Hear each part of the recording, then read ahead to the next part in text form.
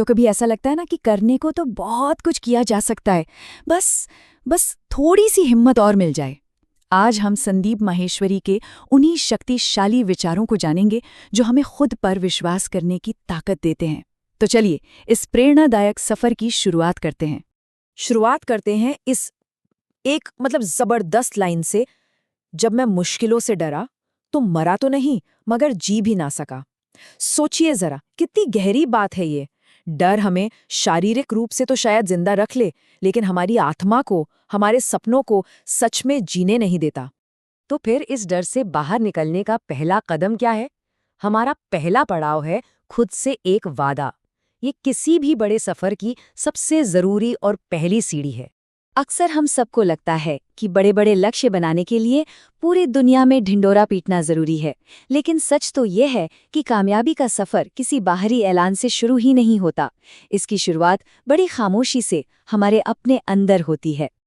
और वो वादा होता कैसा है? कुछ ऐसा, ये मैंने किसी और से नहीं, खुद से वादा किया है। जब कोई इंसान ये ठान लेता है ना, तो यकीन मानिए दुनिया की कोई ताकत उसे रोक नहीं सकती। यही तो है आत्मविश्वास की असली नींव। लेकिन क्या ये वादा निभाना आसान होता है? जी नहीं, बिल्कुल नहीं। इसीलिए अब हम बात करेंगे सफर के सबसे मुश्किल लेकिन सबसे जरूरी हिस्से की, यानी संघर्ष की राह की। क्योंकि यही संघर्ष हमें तराशता है, हमें मजबूत बनाता है। ये लाइन, अरे ये तो अपने आप में एक पूरी कहानी है। जिसने अंधेरे से जंग जीती है, सूरज बनकर वही निकलता है। मतलब साफ है, हमारी परेशानियां, हमारा अंधेरा हमें तोड़ने के लिए नहीं, बल्कि हमें सूरज की तरह चमकने का एक मौका देने आता है। लेकिन सबसे बड़ी और सबसे जरूरी लड़ाइयां दुनिया से नहीं लड़ी जाती। असली जंग तो हमारे अंदर होती है, हमारे अपने मन में।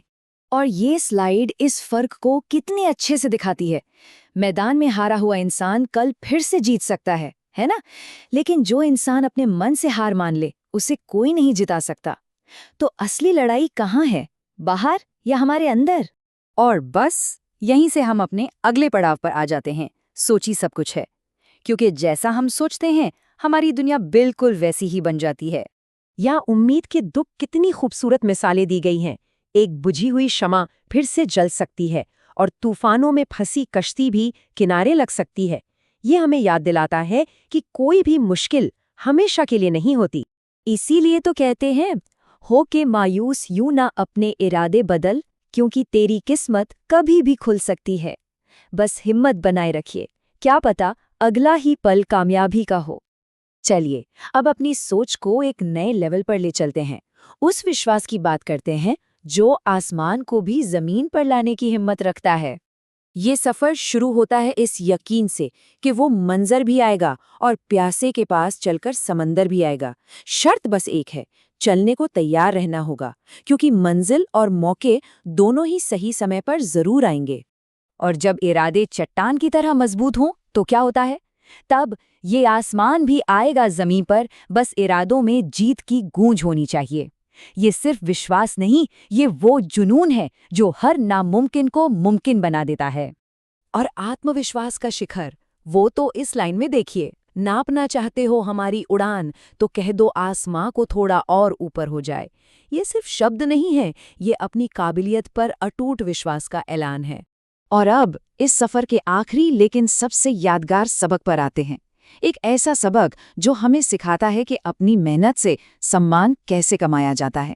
सोचिए, किसी के पूरे सफर और मेहनत का असली इनाम क्या होना चाहिए? वो कुछ ऐसा दिखना चाहिए। ऐसा भी समय लाऊंगा एक दिन कि मिलना पड़ेगा उनको मुझसे, मेरा समय लेकर।